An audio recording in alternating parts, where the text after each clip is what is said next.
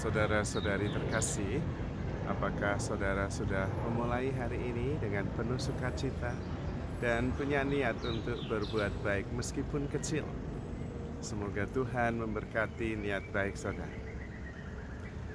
Menurut saya, kita manusia ini luar biasa, hebat.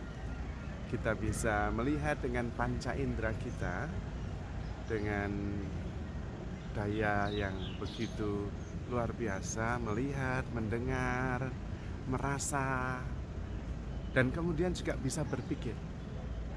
Itu luar biasa sekali.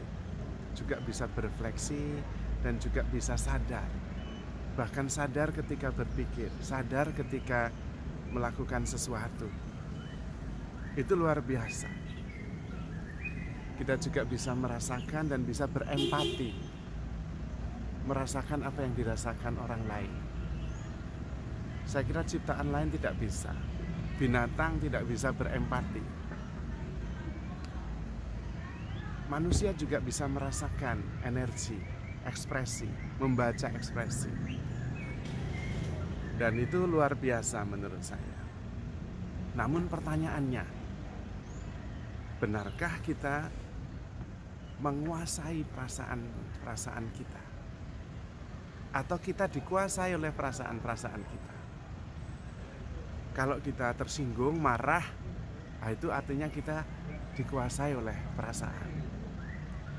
Tetapi kalau kita tersinggung dan kemudian sadar dan kemudian tidak marah dan bereaksi seperti yang saya mau, bukan menurut perasaan, tapi mungkin sadar bahwa saya bisa juga tidak marah, bisa juga meskipun tersinggung saya mengampuni. Nah, itu berarti tidak digerakkan oleh perasaan, tapi digerakkan oleh belas kasih. Pada waktu itu kita tidak dikuasai oleh perasaan, tapi menguasainya. Nah, benarkah kita menguasai perasaan kita atau kita dikuasai oleh perasaan kita? Sama halnya dengan berpikir. Kita bisa memikirkan banyak hal dan kemudian mengambil keputusan yang tepat berdasarkan pemikiran kita. Atau sebetulnya kita dikuasai oleh pikiran kita, sehingga kita muyak tidak bisa keluar dari apa yang sedang kita pikirkan. Lalu sampai-sampai kita overthinking, nggak bisa berhenti berpikir, diare mental, dan kemudian kita bisa sakit, bahkan kemudian depresi. Pertanyaannya sama, kita menguasai pikiran kita atau kita dikuasai olehnya? Yang bisa menjawab tentu Anda sendiri. Karena itu kita perlu sadar bahwa kita yang menguasai perasaan itu, kita yang menguasai pikiran kita. Karena kita yang berpikir kok, kita yang merasa. Kita bisa menurutinya atau kita bisa tidak menurutinya. Nah, itu baru namanya menguasai. Tapi kalau kita dikuasai, ya susah. Kemudian hidup kita digerakkan oleh perasaan. Susah, senang, benci, tersinggung, itu artinya kita dikuasai oleh perasaan. Kalau kita hidup berdasarkan perasaan, ya kacau. Karena perasaan kita berubah-ubah. Sama kalau kita hidup berdasarkan pikiran, ya kacau. Karena pikiran kita berubah-ubah.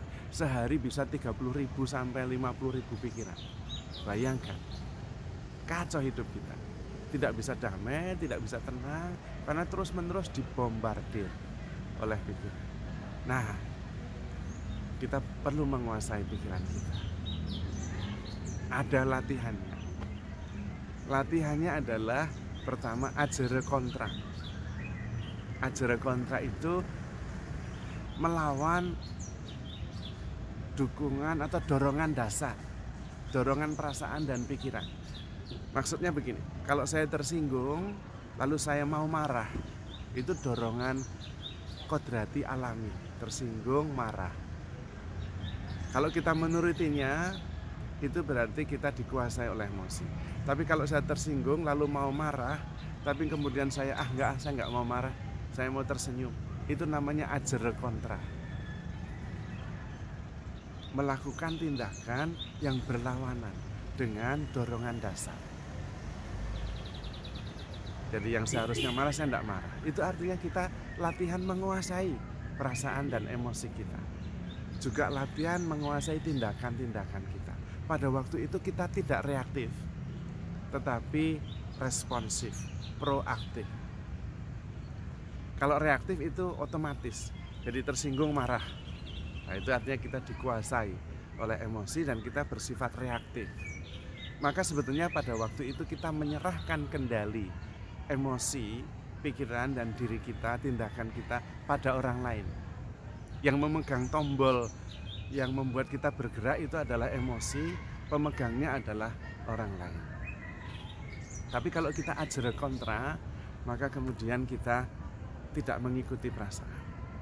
Ajra kontra juga berlaku untuk pikiran.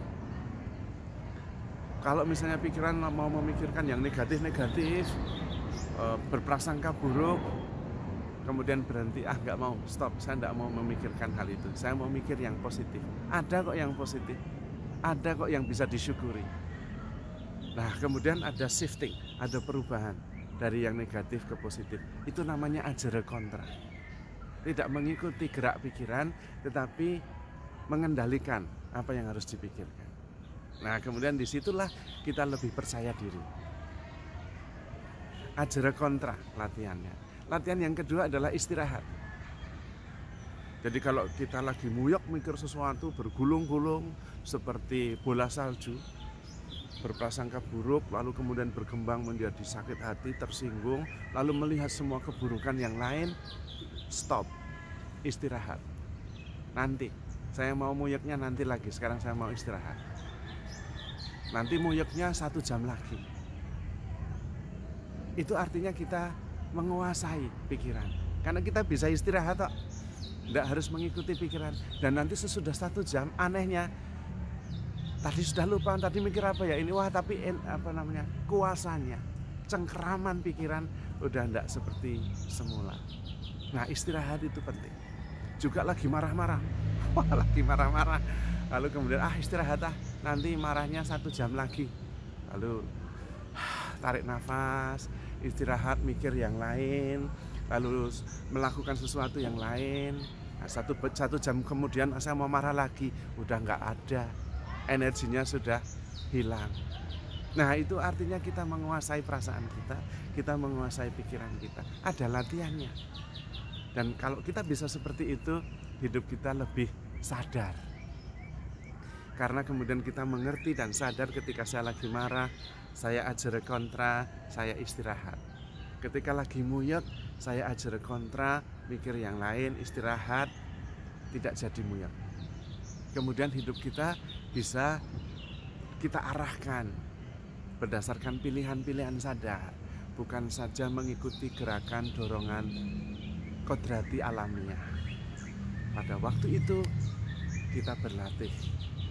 Karena sudah sadar, kita berlatih supaya kita digerakkan oleh belas kasih. Bukan digerakkan oleh emosi, bukan digerakkan oleh pikiran.